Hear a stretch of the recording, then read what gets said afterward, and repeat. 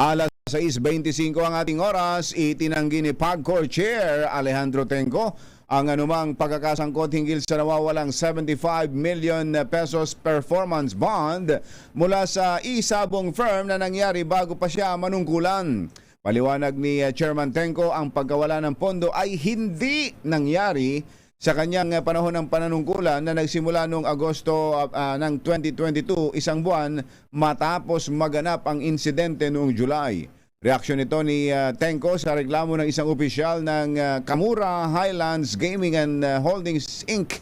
laban sa PAGCOR Chairman at 8 iba pa sa tanggapan ng Ombudsman.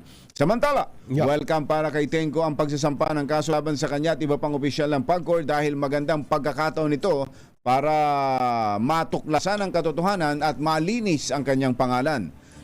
Samantala ulit. Ang dami samantala nito. Sino ba ang tumira niya? Si Mother. Si Mother? Samantala. Samantala. Sinabi rin ni Tenco na bagamat hindi pa niya natatanggap ang formal na reklamo mula sa Ombudsman, ay sinimula na ng PAGCOR ang sarili nitong internal investigation. Samantala.